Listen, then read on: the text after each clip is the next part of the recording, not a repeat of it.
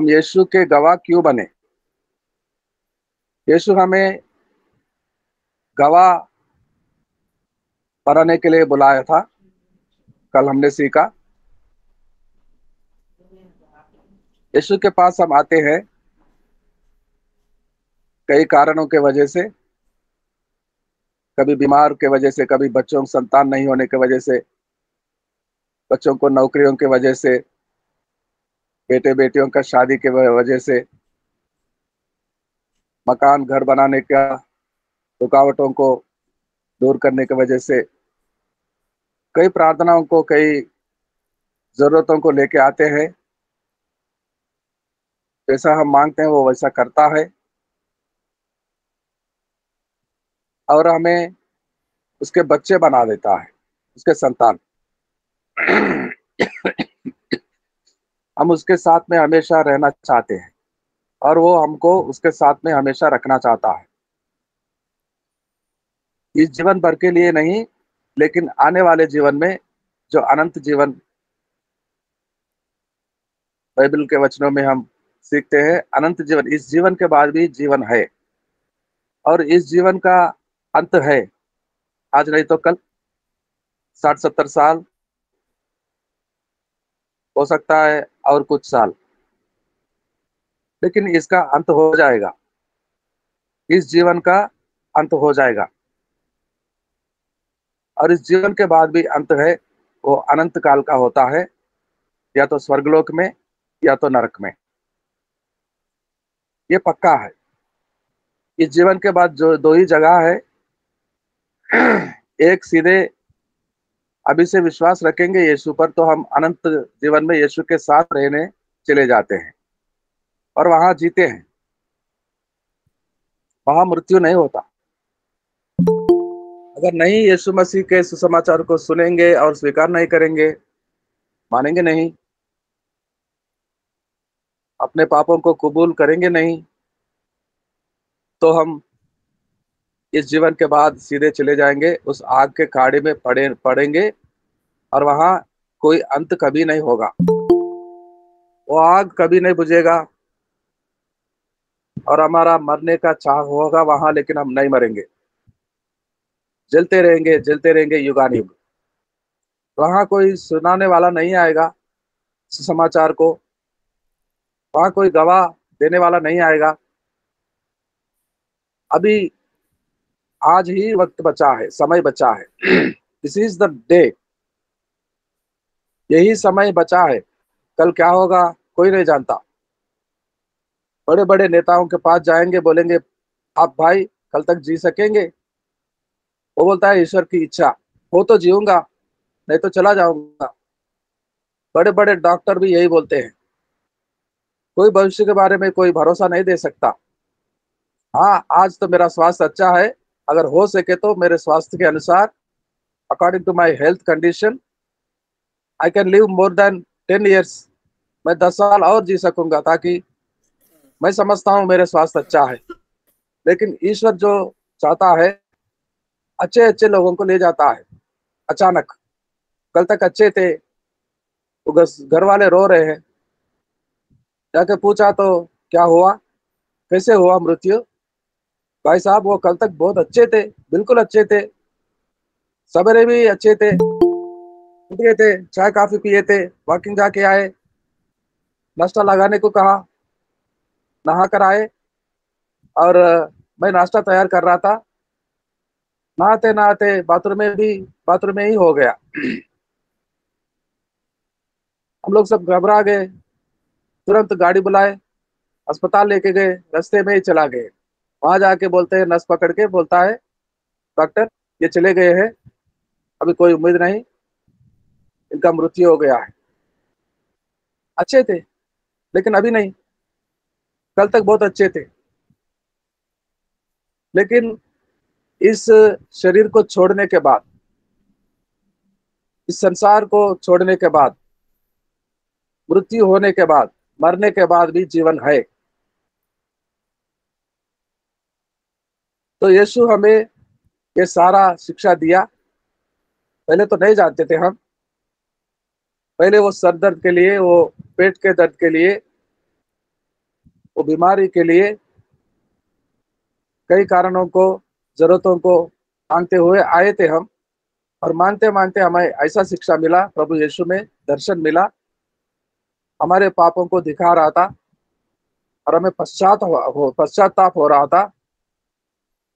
हम स्वीकार रहे थे, कबूल करते थे, मैं पापी हूँ परमेश्वर, क्या आप मुझे निर्दोष बना सकते हैं, मेरे पापों को मुझसे निकाल सकते हैं।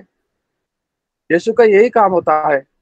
यीशु इसीलिए क्रूस पर चढ़कर अपने आप को बलिदान किया, उसके पवित्र लहू को बहाया, ताकि उस लहू से हम अपने पापों को धुल सके। यीशु यीशु ही कर सकता है और कोई नहीं। सिर्फ यीशु मसीह हमारे पापों को धो सकता है। हमें पापी को पवित्र बनाने वाला एक मात्र व्यक्ति है, और यीशु मसीह। यीशु मसीह कर सकता है, हमें पवित्र बनाता है, हमें प्रार्थना सिखाता है, हमें गीतों को गाने के लिए, आराधना करने के लिए सिखाता है, हमें औरों की चिंता रखता है, पड़ोस वालों के तकलीफों को समझो और उनके लिए आके दुआ करो, पवित्र आत्मा सिखाता है। और यीशु मसीह हमें पवित्र बनाकर पवित्र आत्मा को हमारे साथ रहने के लिए हमेशा के लिए देता है। वो आशीर्वाद देता है पर पवित्र आत्मा का। अब मसीह बन गए हैं, उसके रास्ते चलने वाले बन गए, उसके बच्चे बन गए, उनके गुण गाने वाले बन गए हम। अब हम सबको, चाहे विश्वासी हो या प्रचारक हो या पासवान हो, प्रॉफिट आवश्यकता हो, हम सबको उसने उसका काम हमें सौंपा, उसका काम हमको दिया। क्या काम है? प्रार्थना करना तो हर रोज करते हैं, प्रार्थना ड्यूटी बाखूबी निभाते हैं, वचनों को पढ़ना भी अभी करने लगे हैं हम। डेली वचनों को पढ़ने बिना हम कहीं घर से बाहर नहीं जाते। समय निकालकर रोज थोड़ा थोड़ा परमेश्वर के वचन को पढ़ते हैं, हमें शक्ति सामर्थ्य मिल रहा है, और लोगों के लिए भी प्रार्थना कर रहे हैं हम। सब कुछ अच्छा चल रहा है। और साथ ही में एक महत्वपूर्ण काम करने के लिए वो हमें चुना है। क्या काम है वो? सुसमाचार प्रचार करने के लिए डरते हैं लोग। सुसमाचार प्रचार करने के लिए हम कैसे प्रचार करें, तो नहीं आता, हम नहीं प्रचार कर सकते। तो यीशु मसीह बहुत सरल बनाया है। कहते हैं गवाही दो, गवाही दो, गवाही देने का काम दिया है, और ये जरूरी है, और ये सबके लिए दिया गया है। Not only to pastors, not only to evangelists, not only to prophets, हर किसी को, यीशु के साथ रहने के लिए आए हुए लोगों को, दुआ करने वालों को, परमेश्वर के वचनों को पढ़ने वालों को, सबको अपने अपने लोगों के बीच में जहां रहते हैं हम, यीशु के गवाह बनकर जीना है हमें। यीशु के गवाह, यीशु का कोई गवाह है हमारे पास? यीशु का गवाह है? कोई बीमारी से कभी आपको चंगाई मिली है? यीशु से आप मांगे हैं कभी, मैं पापी हूं, मेरे पापों से मुझे बचा, यीशु मसीह तेरे पवित्र लहू से सारे लोगों को धोता है, पापों को दूर करता है। वैसा मैं भी चाहता हूं, मेरे पापों को भी धुलकर मुझे पवित्र बना। तो आपके पापों को वो धोया है, अब पवित्र बन गए हैं, आपको पवित्र आत्मा को दिया है। The power of God, heavenly power दिया है, आपके साथ रहता है पवित्र आत्मा। और आप लोगों के लिए प्रार्थना करने लगे हैं, दूर दूर के लोगों के लिए, और वो अच्छे हो रहे हैं। ये सब कुछ गवाही है, गवाह तो है, ये सब गवाही है आपके पास, आपके पास गवाही है। यीशु को जानते हैं बहुत अच्छा, यीशु को जानते हैं हम, एक दूसरे को जैसे जानते हैं, लुकिंग अनटू जीसस में आने वाले नेपाली भाइयों को जानते हैं, अगर आप नेपाली भाइयों को बोलेंगे भाई जय मसीह की बोलो, तो कौन बोल रहा है नाम से पहचानते हैं, हम आवाज को सुनते हैं, ये जयवीर चौधरी जी बोल रहे हैं, ये सहजलाल महाराज जी बोल रहे हैं, ये हरिदेव चौधरी जी बोल रहे हैं।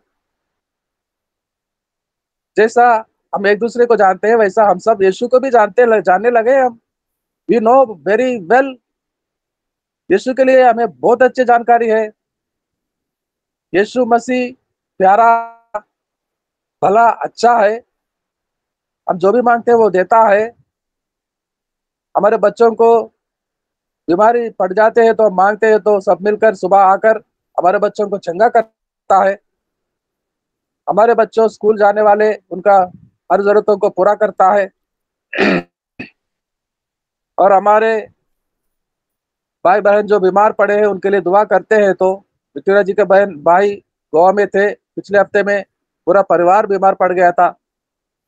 वो बड़ी आस लेकर आ रही थी हमारी बहन विक्टोरिया सिस्टर, कहते थे कि मेरा भाई का पूरा परिवार बीमार पड़े हैं, पास्टर जी आप सब प्रार्थना करें, हम सब मिलकर प्रार्थना करें, सुबह को बोर होने से पहले हम मिलते हैं। तो हम करते थे, हम जानते थे कि हम अगर प्रार्थना करेंगे, वो बहन जानती थी कि हम सब प्रार्थना करेंगे सुबह को, तो यीशु मसीह सुनता है और मेरे भाई को उठाता है, उठाया है। अब सब सारे लोग ठीक हो गए। कुसुम जी बता रही थी कल, बुखार से पीड़ित हूँ, खांसी लग गई है, मेरे लिए दुआ कीजिए, प्रार्थना कीजिए। क्यों क्यों करना हम प्रार्थना? क्योंकि कुसुम जी जानती थी कि अगर हम प्रार्थना करेंगे तो यीशु मसीह मुझे चंगा करेगा। यीशु मसीह करेगा क्या मैं करूंगा? आप में से और कोई करेगा? यीशु मसीह करने वाला है। तो वी नो अबाउट जीसस, यीशु मसीह क्या है, कैसा है, कितना भला है, कितना दयालु है, और वो क्या नहीं कर सकता। उसके साथ क्या कोई नामुमकिन का काम होता है?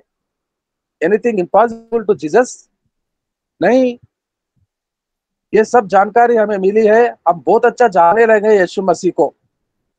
और कई गवाह हमारे जीवन में है, कई गवाही है हमारे पास, तो वही सुनाना चाहता है यीशु मसीह, वही लोगों को सुनाना चाहता है यीशु मसीह, वही बांटने को यीशु मसीह चाहता है हम हमारे द्वारा।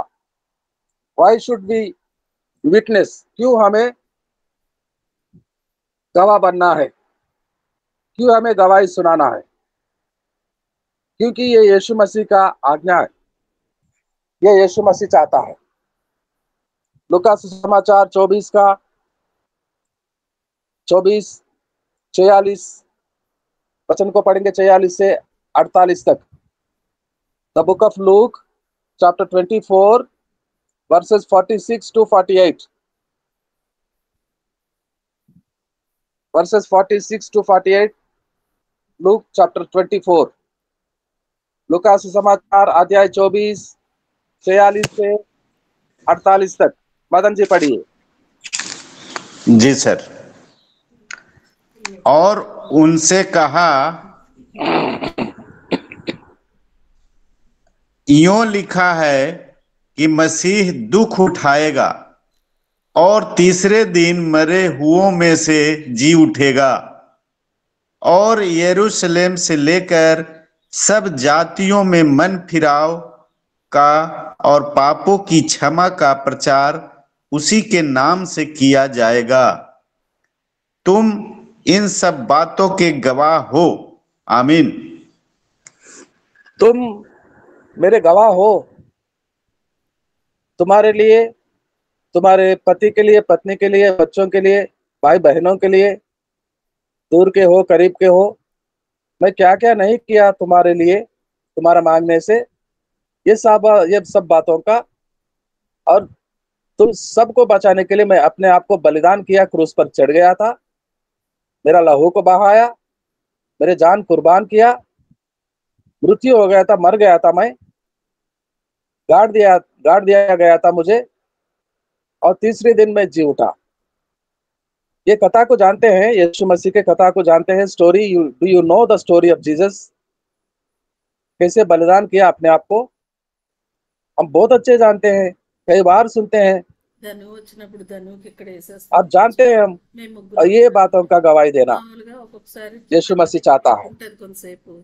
और यीशु के बिना వాళ్ళ ఫ్రెండ్స్ सारे ఎవరైనా लोग అక్కడ नाश हो रहे हैं। మాట్లాడుకుంటున్నారు కదా, हमारे घर అది वाले हो, 10:30 हमारे తర్వాత पड़ोसी हो, हमारे गांव మాట్లాడేస్తున్నారు. के हो, या हमारे देश के या पड़ोसी मुल्कों के, ఇప్పుడు यीशु के बिना वो కాలేజ్ లో नाश జాయిన్ होने जा అయ్యారు रहे కదా, हैं। ఐటీఐ यीशु चाहता है ఫ్రెండ్స్ నవీను, कोई व्यक्ति नाश ना हो, భార్గవ్, ఈ ప్రసన్న, ఊహ, हर व्यक्ति వీళ్ళకి को ఆ టైమే बचाया जाए। దొరుకుతుంది రాత్రికే. इसलिए వాళ్ళు हमें వర్క్ गवाह बनना है। చేస్తున్నారు కదా, పెద్ద पहला कोरिन्थियों స్ట్రైకర్ की వాళ్ళకి पत्री గ్యాంగ్ ఉన్నారు కదా, అలా కబుర్లు 1:18। ఆడుకుంటారు.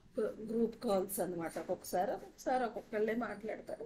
అందరిలోకి ఇదే డామినేట్ पहला చేస్తుంది. कोरिन्थियों की पत्री अध्याय ఆ, 1:18, the letter for Corinthians, the first letter, and chapter 1 verse 18। chapter क्योंकि क्रूस की कथा రెండు नाश సార్లు होने वालों రిపీటెడ్లీ के అంటాడు. लिए రిఫరెన్స్ मूर्खता పాయింట్స్ है, సరిగ్గా చెప్పడం. परंतु हम उद्धार पाने वालों के लिए परमेश्वर की सामर्थ है। आमीन।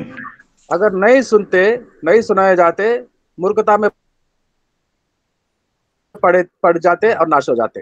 अगर सुनते हैं तो हमारा सुनने वालों का उद्धार होता है। अगर क्रूस की कथा कोई सुनेगा तो सुनने वाले का उद्धार होता है। कैसे सुनेगा? कोई सुनाने वाले नहीं होगा, कोई गवाह नहीं होगा, तो वो कैसे सुनेंगे और कैसे नाश होने से बचेंगे? कैसे उद्धार होगा उनको? तो सुनाने वाले कहाँ से आएंगे? చెప్పేవాళ్ళు ఉంటారు. सुनाने वाले कहाँ से आएंगे? हमारे जहां आप रहते हैं, आपके पास वो गवाह है, आप जानते हैं यीशु मसीह के बारे में, आपने गवाह दे सकते हो। गवाही नहीं सुनाएंगे तो कहां से आएगा? कौन करेगा? आपके जिम्मे के काम, आपके आपको जो सौंपा गया वो काम को कहां से और कोई आके करेगा?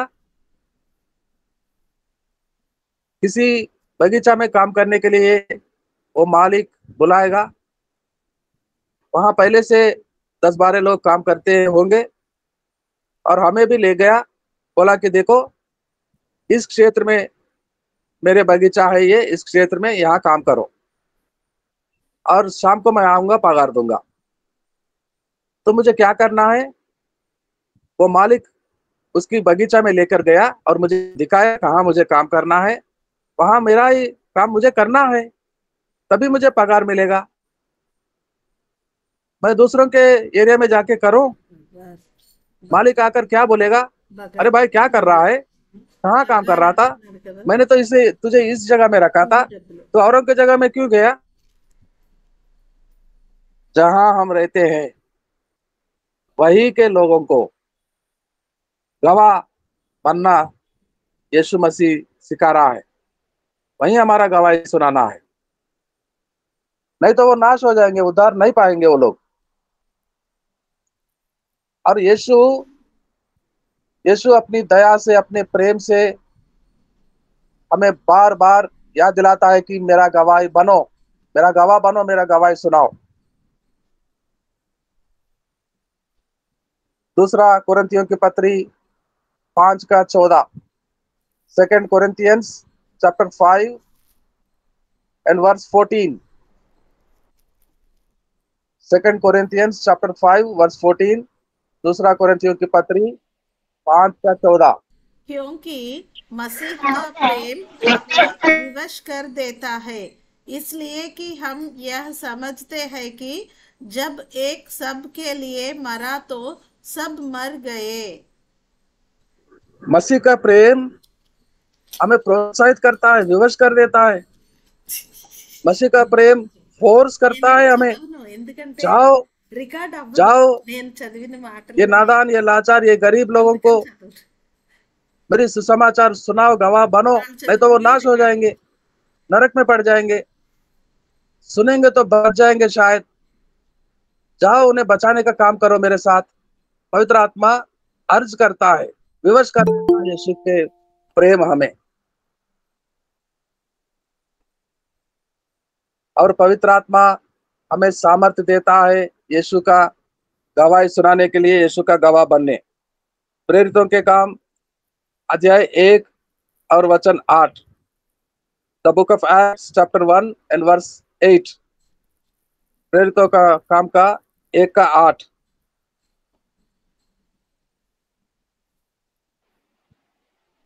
परंतु जब पवित्र आत्मा तुम पर आएगा तब तुम सामर्थ्य पाओगे और यरूशलेम और सारे यहूदिया और सामरिया में और पृथ्वी की छोर तक मेरे गवाह हो होगे। पवित्र आत्मा आएगा, सामर्थ्य देगा हमें ताकि हम गवाह बने, ताकि हम यीशु मसीह का गवाह दे सके। पर पवित्र आत्मा किस लिए आ रहा है, आपके साथ क्यों रहता है? ताकि आप यीशु मसीह का गवाही दे सके, और वो सामर्थ्य देता है। पवित्र आत्मा के बिना, उसके सामर्थ्य के बिना हम गवाही नहीं सुना सकते। मेरे भाई बहन घबरा जाते हैं, डर जाते हैं, बोलते हैं कि हमारे अंदर वो क्षमता नहीं, मुझे बोलना भी सही तरीके से नहीं आता, मैं कैसे सुसमाचार सुनाऊं। मूसा यही कह रहा था परमेश्वर से, मूसा जाओ, चलो मेरे साथ, मेरे लोगों को लाना चाहता हूं वहां से, मिस्र देश से। वो बड़ी तकलीफ में, गुलामी में है, उनका रोना मेरे पास आया है। मूसा बोलता था कि मैं कैसे जाऊं, मुझे बोलना भी नहीं आता, मुझे बोलना भी नहीं आता, मैं कैसे जाऊं, मैं बूढ़ा हो गया हूं, 80 साल का। नहीं मूसा, ऐसा मत कहो मूसा, समय आ गया है मेरे दास, चलो मैं तुझे सामर्थ्य देता हूं, तू सिर्फ वहां खड़ा रहना, बाकी काम मैं संभालूंगा। नहीं, अगर जाना है तो जाने के लिए और किसी को चुना, यहोवा परमेश्वर, मैं नहीं जा सकता, मैं कमजोर हो गया हूं। नहीं नहीं मूसा, तू कमजोर नहीं होगा, मैं तुझे ताकत दूंगा, सामर्थ दूंगा, और तुझी को जाना होगा मेरे साथ। चलो मूसा, चलो मूसा। विवश करता था परमेश्वर का प्रेम, मूसा पर आकर विवश कर देता था उसको। बार बार कहता था चलो चलो, ऐसा मत करो, चलो मेरे साथ, मैं खड़ा करूंगा तुझे। और मूसा गया, परमेश्वर के ताकत सामर्थ्य से भरा, और वो कठिन राजा के वहां से, गुलामी में से अपने लोगों को बचाकर, छुड़ाकर लेकर आया। परमेश्वर साथ जाता है, पवित्र आत्मा साथ रहता है, ताकत से भरता है हमें, और ये काम करने से, गवाह बनने से हमारा प्रतिफल हमारा इंतजार कर रहा है। महिमा के साथ जो प्रतिफल देना चाहता है, इनाम, परमेश्वर वो हाथों में पकड़कर तैयार है। ये काम करो, मेरे पास आ जाओ, प्रतिफल ले लो। दूसरा तिमोथी का पत्री अध्याय 4 और वचन 7 और 8। The second letter of Timothy chapter 4 verses 7 and 8। दूसरा तिमोथी 4 का 7 और 8। केवल लूका मेरे साथ है, मरकुस को लेकर चला आ, क्योंकि सेवा के लिए वह मेरे बहुत काम का है। दूसरा तिमोथी अध्याय 4 और वचन 7 और 8 पढ़ रहे हैं तिमोथी जी। मैं अच्छी कुश्ती लड़ चुका हूँ, मैंने अपनी दौड़ पूरी कर ली है, मैंने विश्वास की रखवाली की है। भविष्य में मेरे लिए धर्म का वह मुकुट रखा हुआ है, जिसे प्रभु जो धर्मी और न्यायी है मुझे उस दिन देगा, और मुझे ही नहीं वरना उन सबको भी जो उसके प्रकट होने को प्रिय जानते हैं। मेरा कुश्ती लड़ चुका हूँ, मेरा दौड़ पूरा कर दिया हूँ मैंने। मैं विश्वास को विश्वास के साथ मेरे सेवकाई पूरा किया हूँ।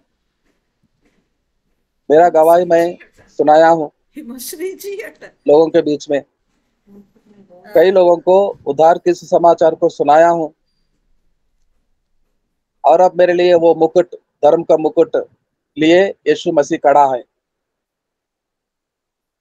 और मैं जा रहा हूँ वो मुकुट पहनने के लिए। अनंत जीवन में प्रवेश करना ही बहुत बड़ी बात होता है, और वहां जाकर मुकुट धारण हो जाएंगे हम, यीशु के गले लग जाएंगे हम। वो कहेगा क्या ही भला मेरा सेवक आया है मेरे पास, जश्न मनाओ स्वर्गलोक के दूतों, भजन गाओ हम दोनों के लिए, मेरा दास आया है, मेरा दासी, मेरी बेटी आई है, सही कुश्ती लड़कर आई है। विजय पाकर आया है मेरा सेवक, उसका दौड़ पूरा कर कर आया है,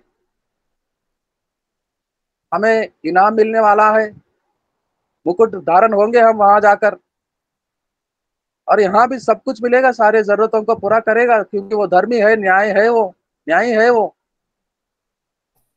हमारे यहाँ हर भूख, हर प्यासा खाना मिलेगा उसको, पानी मिलेगा, बस कपड़े मिलेंगे उनको, और वो सारे जरूरतों को वो देना चाहते हैं, वो मिलेगा यहाँ। लेकिन वहां जाने के बाद हमारे लिए बहुत बड़ा इनाम लिए खड़ा है वो, जो यहाँ से काम करके वहां जाएंगे। यहाँ का समय के अनुसार यहाँ लोगों को गवाही सुनाएंगे हम, क्रूस की कथा। क्या आप अपने मित्रों से, अपने सहेलियों से बातें नहीं करते? क्या बड़ी बहन से आपके नहीं बात करते? आप छोटों से नहीं बात करते, बच्चों से नहीं बात करते? वही जुबानी, वही वचन जो और लोगों के साथ बात करते हैं हम, वही भाषा में यीशु के बारे में नहीं बता सकते? जो गवाही आपके जीवन में है, प्रार्थना के साथ आपके बच्चों के लिए आप प्रार्थना कर रहे थे, बड़ों से प्रार्थना का सहायता मांग रहे थे, पास्टर पासवानों से, और आपके बच्चे चंगे हो रहे हैं, क्या ये गवाही नहीं सुना सकते? डॉक्टर के बारे में कहेंगे आपका बेटा बीमार है, ऐसा करो, पड़ोसी गांव में एक बहुत बड़ा वैद्य है, उनके पास जाओ, वो अच्छा इलाज कर सकता है। तो मनुष्यों के बारे में गवाह दे सकते हैं, डॉक्टरों के बारे में, यीशु मसीह के बारे में नहीं देंगे? देने के लिए बातें नहीं है आपके पास, डर जाते हैं, मैं कैसे बोलूं, मुझे तो बोलना भी नहीं आता। क्या प्रार्थना करने के लिए पास्टरों को मांगना आता है? बेटी के लिए दुआ करने के लिए संत जनों को मांगना आता है, और कहना नहीं आता? जब प्रार्थना किया हम सबने, मेरे बेटी चंगी हो गई, ये बातें बोलना नहीं आते? नहीं आते क्या? बोलना नहीं चाहते? बोलना नहीं चाहते तो वापस कल और बीमार हो जाएंगे आपके परिवार में, कोई कैसे आएंगे? तब कैसे बोलेंगे? तब कैसे बोलना चाहते हैं? लोग समझते हैं गवाही देना बहुत बड़े बोझ उठाना। नहीं भाई, नहीं मेरा बहन, बहुत बड़ा बोझ के तले दब जाना नहीं होता है, बोझ को हल्का करना होता है। यीशु मसीह के गवाह सुनाने में बोझ को हल्का करना होता है। आशीर्वाद बरकतें मिलते जाएंगे हमें जीवन भर में, और वो हमारे लिए बहुत बड़ा मुकुट तैयार किया जा रहा है वहां पर, वो हमें ही मिलेगा, मेरा मुकुट मुझे ही मिलेगा। यीशु मेरा नाम वहां लिखा है उस मुकुट पर, वो मुझे ही पहनाएगा सबके सामने। और आपके मुकुट आपके तैयार है मेरी बहन, और आपको क्यों मिलेगा? वो आप ही कोई मिलेगा। पति पत्नी के लिए अलग अलग अलग मुकुट है वहां पर, पति का पत्नी को नहीं दिया जाएगा। वहां नहीं बोलेगा कि पूरे परिवार के लिए एक ही मुकुट है, पति को मिल गया है, आप चुप हो जाओ। नहीं, पति को भी मिलता है, पत्नी को भी मिलता है, बेटी को भी मिलता है, बेटे को भी मिलता है, हर किसी के लिए जो यहाँ गवाह सुनाकर जाएंगे, गवाही लेकर जाएंगे यहाँ से, अच्छी दौड़ दौड़ेंगे, यहाँ से जाएंगे वहां पहुंचेंगे, हमारे सबको, हर किसी को इनाम मिलने वाला है वहां, और वो जरूर देने वाला है सबको, हम सबको। इसलिए ये दौड़ यहाँ हमें दौड़ना चाहिए, ये कुश्ती हमें हमें यहाँ लड़ना चाहिए। और कैसे तैयार करें गवाही देने के लिए? कैसे अपने आप को तैयार करें? परमेश्वर के वचनों को हमेशा पढ़ना आदत बना लो। The first the first lesson is to be witness. हमें क्या करना है, कैसे तैयारी करना है? हमें परमेश्वर के वचनों को पढ़ते रहो। सुसमाचार मत्ती का, मरकुस का, लूकास का, यूहन्ना का बार बार पढ़ते रहो। प्रेरितों के काम को पढ़ते रहो, कैसे अपने आप को तैयारी करते थे, जाके कैसे गवाही सुनाते थे। प्रेरितों के पूरे 28 अध्याय को बार बार पढ़ते रहो। एक दिन में पूरा तो नहीं होगा, थोड़ा थोड़ा पढ़ते रहो, हर रोज पढ़ो, हफ्ते में एक बार नहीं, 2 दिन में एक बार नहीं, 2 दिन का खाना एक साथ नहीं, जिस दिन का खाना उसी दिन खाना है हमें। आज का वचनों को आज ही पढ़ना है, आज नहीं पढ़ेंगे तो कल 2 दिन का पढ़ लेंगे, ऐसा नहीं होता। 3 दिन का एक साथ पढ़ लेंगे, ऐसा नहीं होता। क्या 3 दिन में एक बार खाना खा रहे हो? सुबह शाम नहीं खाते हैं, नाश्ता नहीं खा रहे हैं, दोपहर का खाना नहीं खा रहे हैं, रात को फिर कुछ और नहीं खा रहे हैं। 3 दिन में एक बार, हफ्ते में एक दिन आप रसोई रसोई रसोई में खाना बन रहा है आपके किचन में, हफ्ते भर के लिए एक साथ में एक ही बार खाएंगे? नहीं होता है। खाना हर रोज बनता है। हमारे अच्छे बहन हर रोज बच्चों के लिए, हमारे लिए खाना बनाते हैं, सुबह को बनाते हैं, दोपहर को बनाते हैं, खिलाते हैं हमें। देखो कैसा लगा आज का खाना कैसा लगा? अच्छा है ना? स्वादिष्ट बनाते हैं हमारे बहने, बहुत बड़ी प्यार से हमें खिलाते हैं। तो वचनों को क्यों नहीं पढ़ते हर रोज? परमेश्वर के पवित्र कलाम में से पवित्र संदेश को क्यों नहीं लेते हर रोज? वचनों को क्यों नहीं खाते? हर रोज खाओ और ताकत मिलता है, सामर्थ्य मिलता है, और गवाह बनने का सामर्थ्य हमें पवित्र आत्मा के द्वारा मिलता है। तो वचनों को पढ़ना बहुत ही इंपॉर्टेंट है। इफिसी पत्री में अध्याय 6 का 17, the letter of Ephesians chapter 6 and verse 17।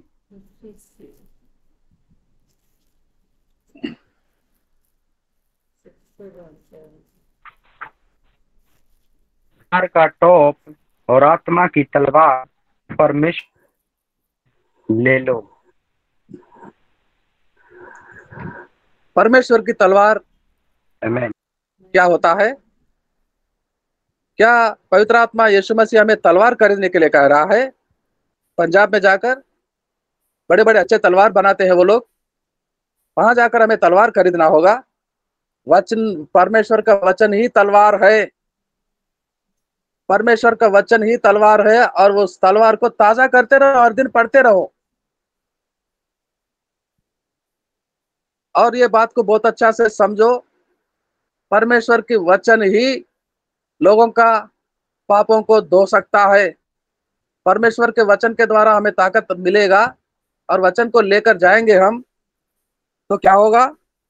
क्या होगा? यूहन्ना पहला पत्री 1 का 9 होगा। पहला यूहन्ना का पत्री, the first letter of John chapter 1 और वर्स 9। पहले यूहन्ना का पत्री अध्याय 1 और 1 का 9।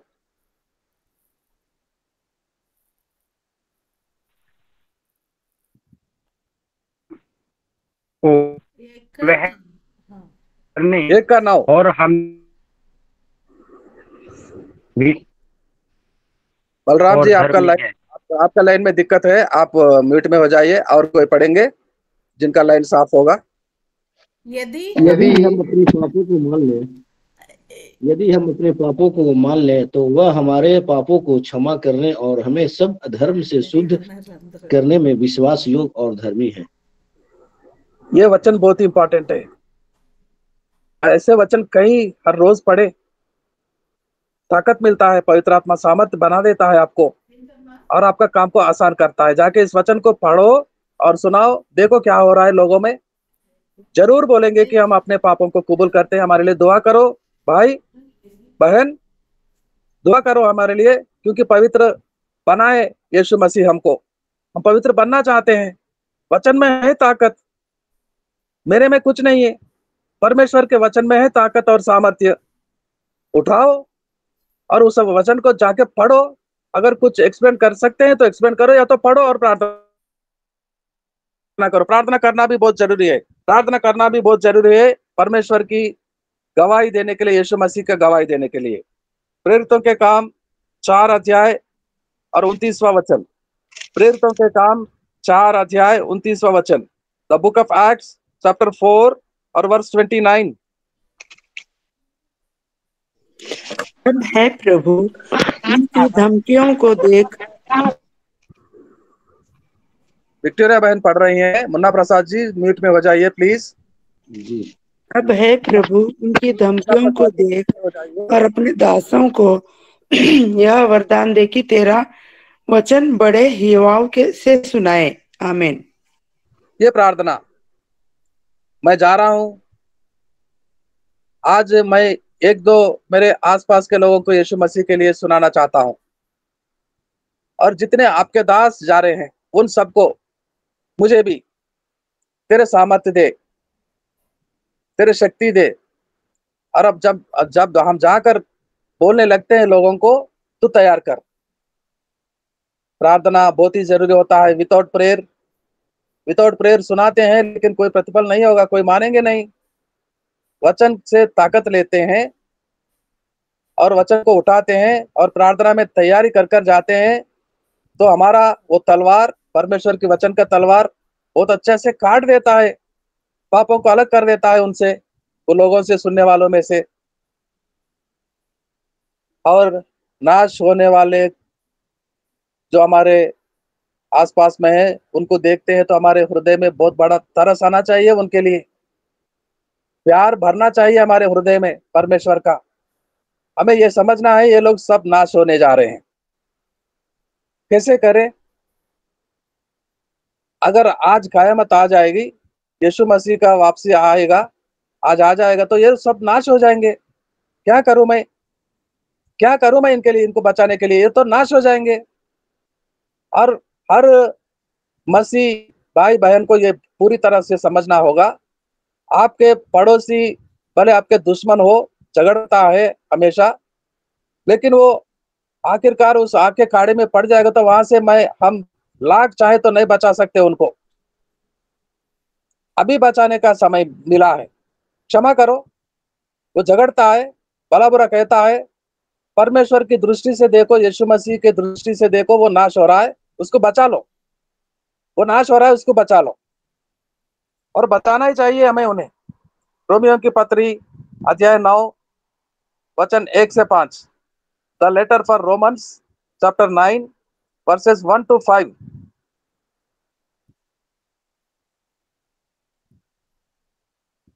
रोमन्स मैं चैप्टर 9 मैं पढ़िए। मैं मसीह से सच कहता हूँ, झूठ नहीं बोलता, और मेरा विवेक भी पवित्र आत्मा में गवाही देता है कि मुझे बड़ा शोक है और मेरा मन सदा दुखता रहता है, क्योंकि मैं यहाँ तक चाहता था कि अपने भाइयों के लिए जो शरीर के भाव से मेरे कुटुंबी हैं, आप ही मसीह से शपित हो जाता। वे इस्राएली हैं।